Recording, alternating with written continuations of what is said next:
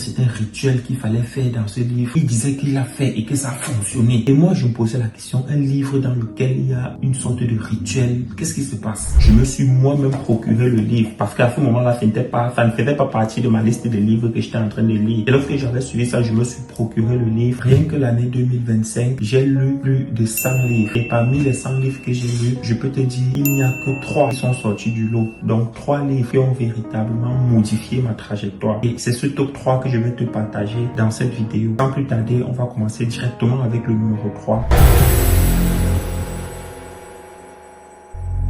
Le numéro 3 de mon top 3 des livres qui ont modifié ma façon de voir les choses, c'est les 7 habitudes de ceux qui réalisent tout ce qu'ils entreprennent de Stephen R. Covey. Alors pourquoi ce livre revient dans mon top 3? Stephen Covey développe une logique selon laquelle il faut d'abord commencer par se connaître soi-même, par se maîtriser intérieurement. Ensuite, maîtriser l'extérieur avant d'aspirer maintenant à l'épanouissement. Donc son habitude numéro 1, c'est la proactivité. Quelqu'un de proactif, c'est quelqu'un qui est responsable de ses actes. Ça veut dire c'est lui qui choisit sa réponse, quel que soit l'événement qui arrive. Il prend un exemple avec un certain Franklin qui avait été emprisonné. Il se sentait tellement mal et à un moment il s'est posé la question à savoir, est-ce que je suis obligé de subir tout ce qui m'arrive? Est-ce que je suis obligé d'avoir un comportement qui répond à ce que ces gens attendent de moi? Parce que lorsqu'on te torture, on attend à ce que tu sois crispé, que tu sois mal en point. Mais l'homme, à la différence de l'animal, est capable de choisir la réponse, quel que soit ce qui lui arrive. Comme deuxième habitude, il dit commencer un projet avec la fin en tête. Ça veut dire quel que soit ce que tu entreprends, il faut avoir déjà l'objectif visé en tête. Question de ne pas dériver. Parce que lorsque tu commences une tâche sans savoir exactement où est-ce que tu comptes achever cette tâche, c'est ce qui amène à la dérive. Comme troisième habitude, il dit donner la priorité aux priorités. Rien ne peut se faire sans la priorité. Donc lorsque tu sais où tu vas, maintenant il faut prioriser les tâches. Il faut savoir les tâches qui sont plus importantes, celles qui te mènent directement à ton but. Donc c'est un livre que je vous conseille de l'acheter. Il n'est pas cher, vous pouvez le prendre sur Amazon et c'est un livre qui, je suppose, il va beaucoup vous apporter les 7 habitudes de ceux qui réalisent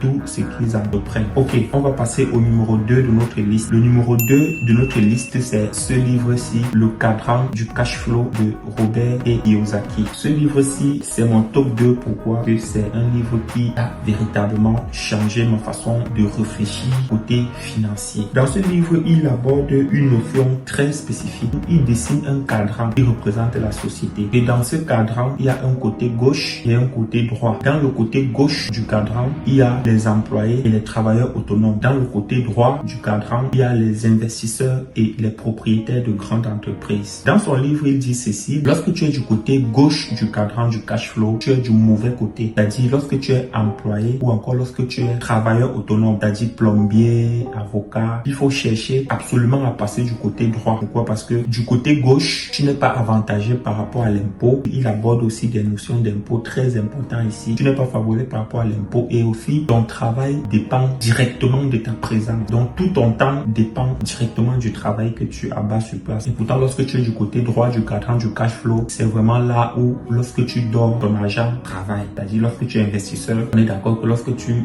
déposes ton argent, que ce soit en bourse, que ce soit dans une entreprise, tu dors, tu n'as pas dormi et ton argent te génère des intérêts ou de jour en jour. Et lorsque tu es propriétaire de grande entreprise, il dit une grande entreprise ici, c'est une entreprise capable de travailler sans que tu n'interviennes nulle part dans la chaîne. Donc c'est-à-dire tu as placé un directeur général, tu as placé donc Robert Kiyosaki dit qu'il est préférable et très bien d'être du côté droit cadran de cash flow. Et ce livre m'a fait comprendre certaines choses. Ça m'a fait comprendre que je me retrouvais du mauvais côté et il fallait que j'essaye de passer du côté droit du cadran du cash flow. C'est de ce côté-là où on peut avoir une véritable liberté financière. Donc lui aussi, c'est un très bon livre. Je peux dire ça, c'est le volume 2 de Père riche, Père pauvre. Vous avez tous connu Père riche, Père pauvre.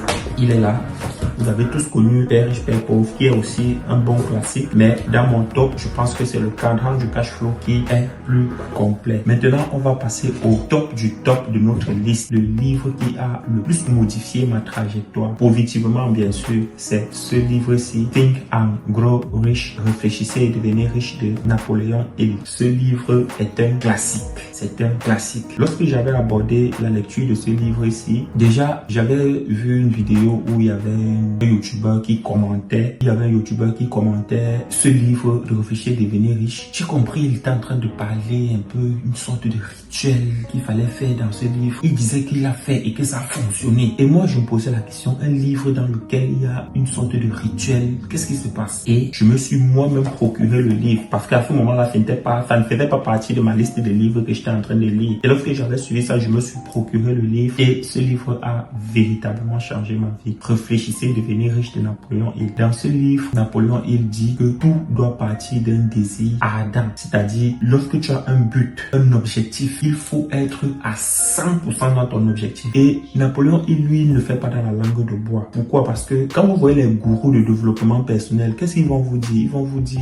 quels sont tes objectifs. Tes objectifs. Et si jamais tu lui parles de tes objectifs, il va te dire, ah, tes objectifs ne sont pas assez précis, ne sont pas. Alors laissez-moi vous dire que personne sur cette terre ne peut dire qu'il a des objectifs tellement précis. Oui. Et Napoléon Hill a abordé ça d'une façon vraiment très simple. Napoléon Hill a dit dans son livre, ton objectif peut facilement, et c'est même ce qu'il a recommandé, puisque nous tous nous recherchons l'argent. Il a dit ton objectif c'est une somme d'argent. Donc tu dois prendre le temps de réfléchir et de définir la somme d'argent que tu veux. C'est-à-dire tu veux 10 millions, tu veux 10 milliards, ça t'engage. Donc essaye de réfléchir la somme d'argent avec laquelle tu seras pleinement épanoui. C'est ça ton objectif. Donc dans son livre, Napoléon, il dit, tu l'écris sur un bout de papier. Ensuite, tu écris un délai parce que on est d'accord que toute chose il y a un délai. Tu veux 10 millions, ok c'est bon, mais 10 millions dans 100 ans, 10 millions dans 50 ans. Donc tu dois mettre un délai. Après avoir mis un délai sur la somme d'argent que tu veux, donc tu peux dire je veux 50 millions pour 8 ans par exemple. Donc tu dois mettre une date butoir. Si nous sommes le 10 janvier, tu dois mettre le 10 janvier dans 8 ans. Ok. Et après ça, tu dois faire des déclarations dans lesquelles tu dois prendre tes notes, tu dois lire, tu dois dire je veux telle somme d'argent. D'ici telle date, je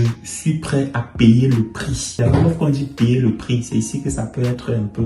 Je suis prêt à payer le prix fort pour avoir cet argent. Donc c'est-à-dire, je reconnais que mon objectif est grand et qu'il va falloir également payer un grand prix pour ça. Et je suis prêt à payer ce prix. Où ça devient très délicat, c'est la partie où il dit j'attends qu'un plan me soit donné pour réaliser cet objectif. Donc, c'est-à-dire, j'attends qu'un plan me soit donné de l'univers pour réaliser mes objectifs. Le but ici, c'est quoi? C'est de faire ancrer ça dans le subconscient.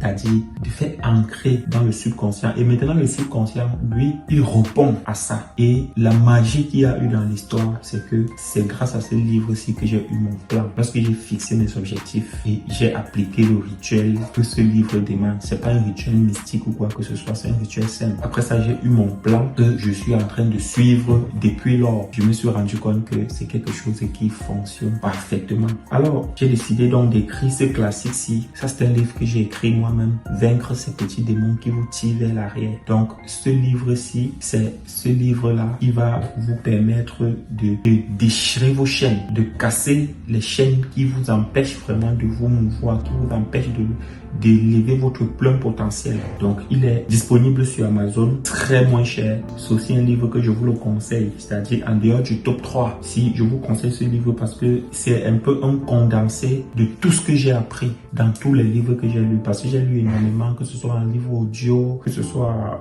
en livre numérique ou encore en livre physique. Mais ma bibliothèque est remplie. Donc, vous pouvez vous en procurer. Et donc, vous également, vous allez me dire le livre qui vous intéresse le plus, le livre qui vous a le plus marqué si vous lisez en commentaire. Et si vous ne lisez pas, dites-vous que vous n'êtes pas sur une bonne trajectoire. Parce que si vous aspirez au succès, vous devez lire. Lire ne te fait pas une somme d'argent tomber du ciel, mais lire te donne une certaine trajectoire. Et c'est la lecture donc qui m'a donné cette trajectoire que j'ai aujourd'hui. Alors, si vous souhaitez que je m'attarde principalement sur l'un de ces livres, vous signalez en commentaire et on se dit à la prochaine. Abonne-toi. Ciao.